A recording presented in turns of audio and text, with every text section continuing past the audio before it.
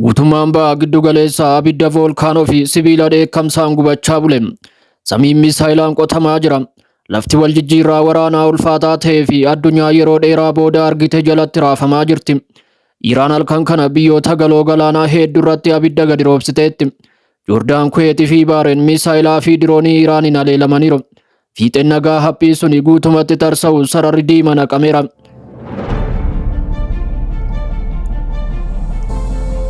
Sa'aatii muraasa dura Iraanii fi Ameerikaan haleellaa waraanaa guddaa kallattii yeroo wal jijjiiran biyyoota hedduu irratti duumessi gadi bu'eera. Dubbiin balaa abiddaa kana booda fagoorraa osoo hin taane balbala keenya duratti bu'aa jira. Yeroo impaayeroonni gaannama roobsan addunyaan hafuura ishee qabatteetti. Kun hundi kan jalqabe yeroo humni guddichi Ameerikaa dheekkamsa isaa samiirraa gadi lakkisetti yoo ta'u, helikoptarri waraanaa Apaach doolaara miliyoona hedduutti tilmaamamu Strait of Hormuz irratti humnoota Iraaniin rukutamuu hordofuun Pirezidaantiin Ameerikaa Doonaald Tiraamp waraana isaaniif ajaja kennaniiru.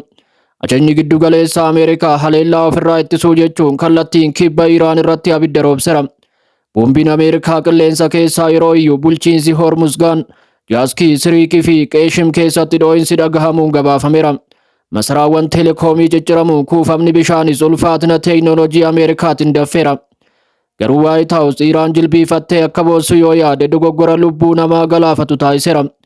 Deebiin Teheraan irraa kenname guyyoota yookiin sa'aatii osoo fudhatin akka bakka isaatti lafa sochoosuun dhaabbilee waraanaa Ameerikaa liqimseera. Iraan obomboleettii haloo ba'uu qindoomina qabuu fi fuula hedduu qabu kan ajajoota waraanaa biyyoota dhiyaa rifaayise banteetti. Diroonii Kaamakiizee dambalii tokko booda onnee humna galaanaa Ameerikaa haguuganiiru. Waajjirri muummee doonii shanaffaa Ameerikaa Baareen jiru irratti dheekkamsa badiisaa gadi lakkisaniiru. Ragaa viidiyoo bakka sanaa ba'e dirooniin Iraan kallattiin utubaawwan abiddaa gara samii halkanii yeroo ergan agarsiisaniiru. Iraan kanaan hin xumurre. Misaayiloonni jajjaboon Iraan lafa jalaa ba'uun badiisa kanarratti hirmaataniiru. Misaayiloonni baalaastikii Kaayibar kan jedhaman sagalee leencota kumaatiin boo'aniiru. Isaan qilleensa gubbaa yeroo cicciran samiin ba'a giddu galeessaa seera fiiziksii faallessuuf dirqameera.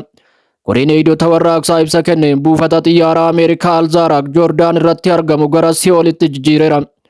Jettiiwwan waraana dhoksaa F-35 fi wiirtuu ajajaa fi to'annoo giddu galeessaa dabalate galmawwan gurguddoon 4 guutumaa guututti barbadaa'uu ibseera. Walumaa galatti buufataalee qilleensaa fi galaanaa 21 irratti xiyyeeffachuun Joordaan, Kuweetii fi Baareen irratti mormii guddaa ta'een abidda qabsiisuu himeera.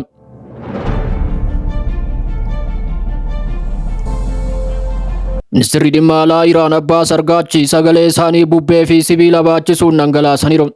Miidiyaalee idil addunyaa dura dhaabbachuun kallattii Waayit Haawus irratti akeekkachiisa nama sodaachisu kennaniiru.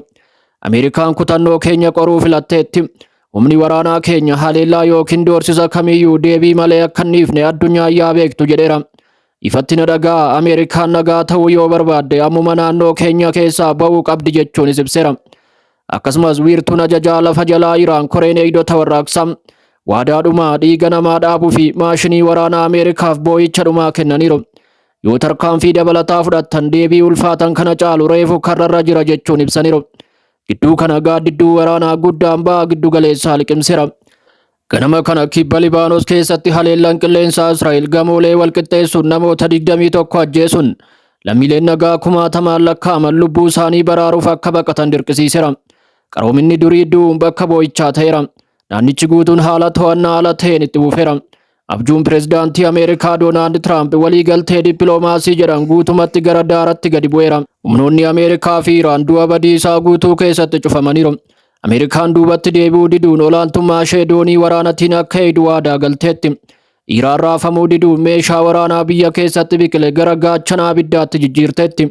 Misaayiloonni fi dirooniin holqa keessaa ba'uun taargeettii isaanii sirriitti rukutaniiru. Egaa kabajamtoota hordoftoota miidiyaa JSS Afaan Oromoo oduun ammee sa'aatii kanaaf qabanne kanuma. Oduu biraatiin bal'inaan aga walitti deebinutti bakka jirtan hundatti hamtuun isin hin argin jenne asumaan nagaadhaan.